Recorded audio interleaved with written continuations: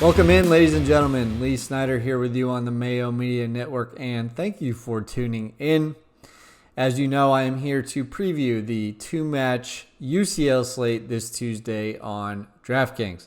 Before I do that, I just want to give a quick shout-out to the other guys producing soccer content here on the Mayo Media Network this season. Keith, Nigel, and Ethan are doing an awesome job, and between the four of us, we have you covered for all of the UCL and EPL action going on right now. And of course, thanks to Pat Mayo for making this happen. And last but not least, thanks to Matt for his awesome production work on these videos. All right, without further ado, let's go ahead and break down this two-match slate. So, just want to give a quick disclaimer here. I record these videos on Sunday most of the time, and that means that we don't have all of the team news. We don't know, the full details on every injury that's going on with these teams. So just want to make sure you're aware of that. Do make sure to keep an eye on team news and check those lineups about an hour prior to lock, just to make sure all of the guys I've talked about are in. But of course, I will provide any relevant context in this video to try to give you a heads up on that. All right, so two-match slate, and I've talked about this before. In these second leg ties, you really need to be aware of what the score was in the first tie so you can get an idea of what we should expect from each team, tactically speaking. So, the first match is going to see Manchester City host Gladbach. Manchester City won the reverse fixture 2-0 on the road, so they're really in a strong position here. Gladbach needs to score multiple goals at least to have a shot here. So City are in a really strong position. They are minus 400 favorites, and the match total is at a 3 right now. So City are in a really good position here. In the other match, Real Madrid are hosting Atalanta. It was a really interesting match. Atalanta went down to 10 men in the 17th minute, and Madrid squeaked out a 1-0 win despite playing up a man for a majority of that match. So that one's a little tighter, but Atalanta are the team that do need to get at least one goal here to have a shot at advancing. All right.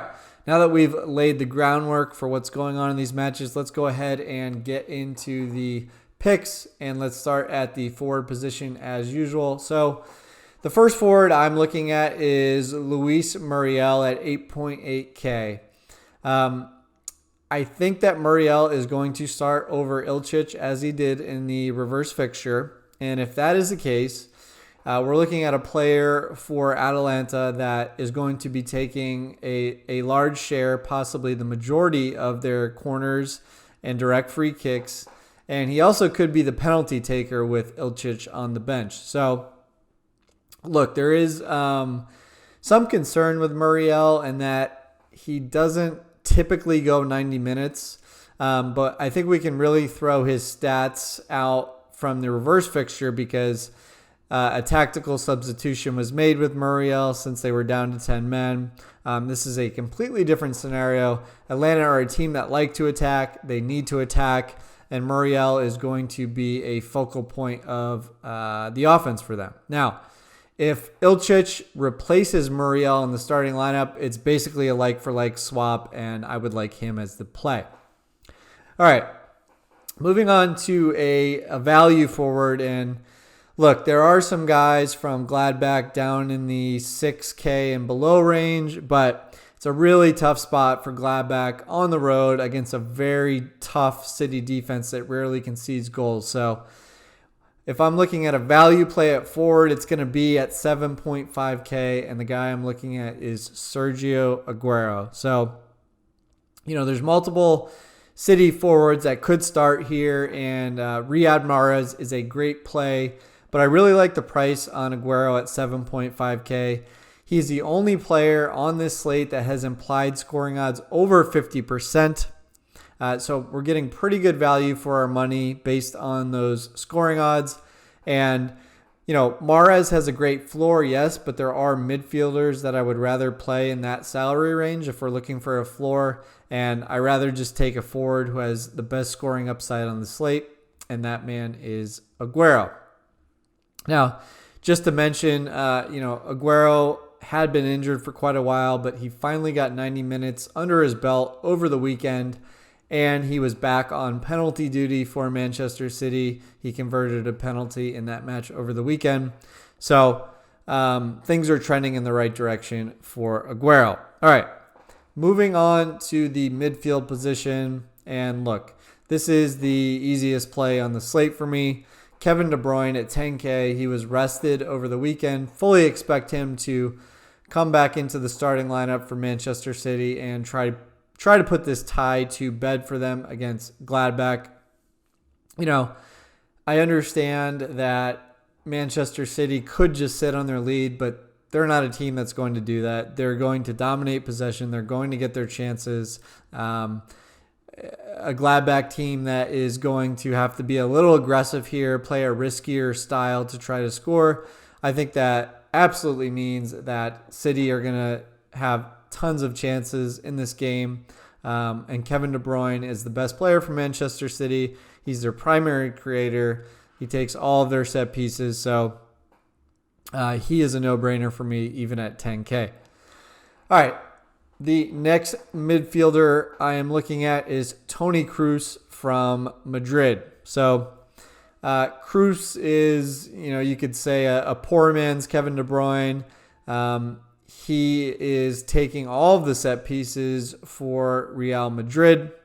And Kroos has actually had 8 straight matches of double-digit DK points. So that's the consistency we're looking for on a 2-match slate. Again, I understand that Real Madrid have the lead, and an argument could be made that they might just sit back here and not do a ton offensively. But that 1-0 lead is very slim, especially because they only got that one away goal. If Atalanta scores in this match, that means Madrid is going to be forced into playing a more aggressive style and trying to score themselves. So I'm not going to avoid Kroos just because of the current scoreline. I think he's going to have to do plenty on the offensive end in this match. So I really like the reliability of Toni Kroos at 7.8K. All right, moving on to the defender position.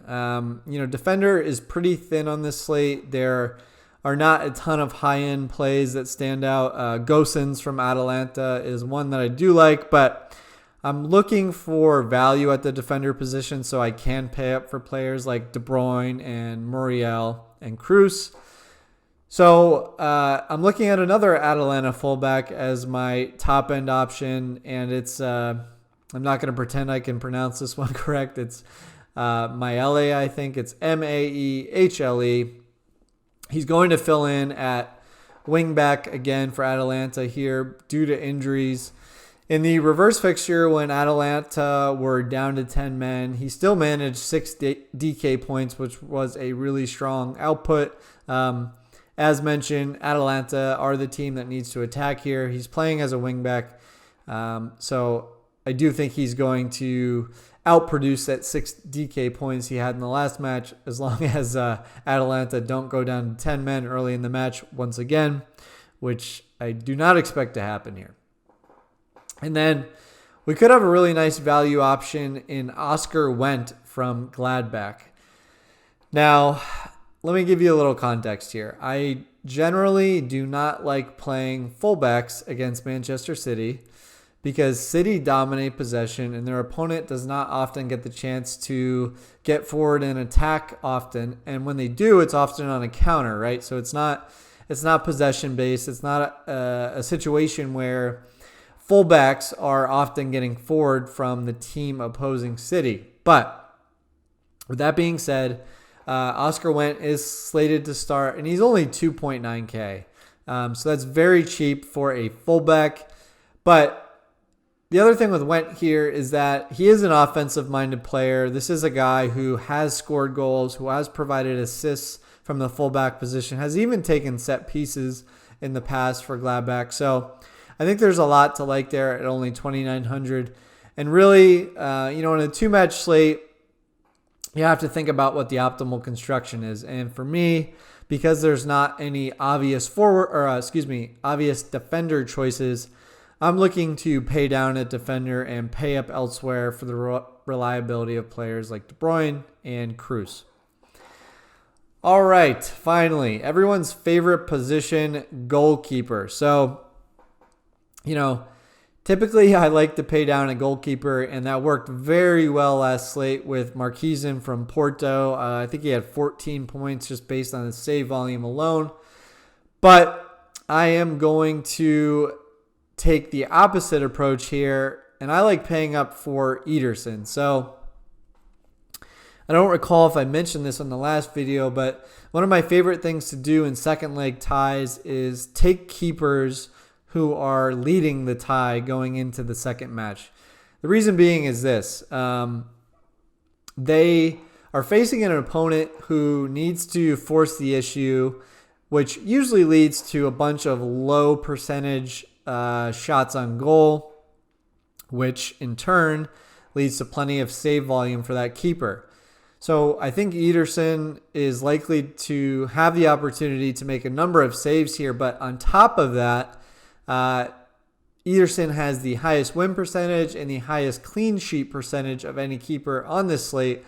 So he really has the best of both worlds in terms of save volume and his opportunity to win and pick up a clean sheet here. So even though 6K is quite expensive for a goalkeeper, I easily could see Ederson well into double digits in this match. So I do like paying up for Ederson here, especially because the low-end keeper is Sommer from Gladbach.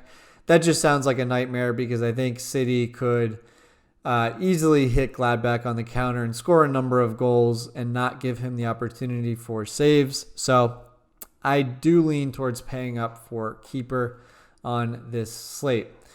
All right. Finally, let's get to a couple bets, and then I will get you guys out of here and on your way. So, I basically just talked about how much I like Ederson as a play, and for that reason, I also like taking Manchester City to win to nil at minus 108 here. I absolutely think City will win this match, but if you just bet them to win straight up, the odds are not great, not getting a great return on your money. So their defense has been so good. Gladbach are a mess right now. Their head coach has agreed to join Borussia Dortmund for next season, and he oddly announced that about a month ago, right in the middle of this season, right in the middle of their Champions League run, and they have not won a match since that was announced. So perhaps something psychological going on there, but needless to say, Gladbach are just not playing well right now. City are the hottest team in the EPL still, despite one recent loss. So really like City to shut out Gladbach and win this match here. And then the second bet I'm looking at is the Real Madrid and Atalanta game to go over 3.5 goals. So we saw only a 1-0 game in the reverse fixture, but again, we have to remember that Atalanta went down to 10 men early in that match, so Real Madrid dominated the game. It's going to be a much different game this time around. Atalanta are a team that love to attack.